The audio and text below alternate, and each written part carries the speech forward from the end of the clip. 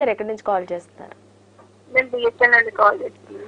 ఓకేనండి, ఎవరి గురించి తెలుసుకోవాలనుకుంటున్నారు? మా బాబు గురించి తెలుసుకోవాలండి. త్రీ ఇయర్స్ కంప్లీట్ అయినాయి లాస్ట్ మంత్. ఓకే. ఆ అబ్బాయికి ఎప్పుడు అమావాస్య పుల్లానికి ఇట్లా దెబ్బలు తగులుతా ఉంటాయి. అవునా? 2 years నుంచి అట్లా అవుతుంది ప్రతిసారి. పుట్టిన తేదీ టైం చెప్పండి అమ్మా.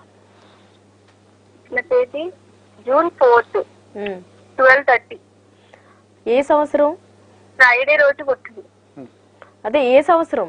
2021? 2021. Okay, 2021 June 13. June 4th. Okay, మధ్యాహ్నం 12:30కా?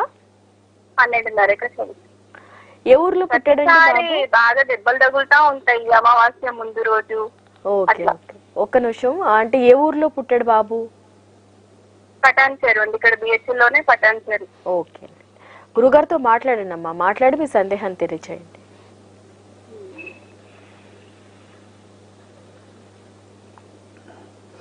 అమ్మా, మీ అబ్బాయి ఉత్తరాభాద్ర 3వ పాదము మీనరాశి. ప్రస్తుతం మీ అబ్బాయికి ఏలినట్స్ నడుస్తుంది. అఫ్ కోర్స్ 3 సంవత్సరాలు అన్నారు కాబట్టి ఇది పర్వాలేదు, చాలా ఒక రకంగా మంచిదే ఇలా రావటం కూడా.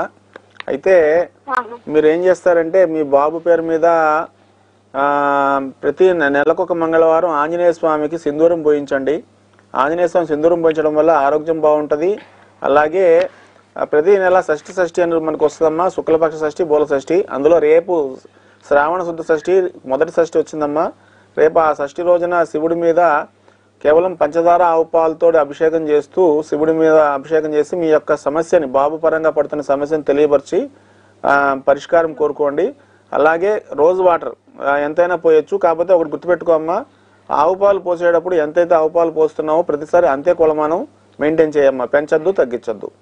అలా చేస్తూ షష్ఠి రోజున ఈశ్వరుడి మీద కేవలం పంచదార మాత్రమే కలిపిన ఆవు పాలతో అభిషేకం చేస్తూ అలా నీ బాబుకి ఇలా దెబ్బలు తగులుతున్నాయి పౌర్ణానికి అమావాస్యకి అని తలుచుకుంటూ కంపల్సరీ ఇది చెయ్యండి. మీ అబ్బాయికి ఫ్యూచర్ చాలా ఆరోగ్యంగా బాగుంటుంది, దెబ్బలు అనేవి తగ్గిపోతూ ఉంటాయమ్మా. సరే గురుగారు. రైట్.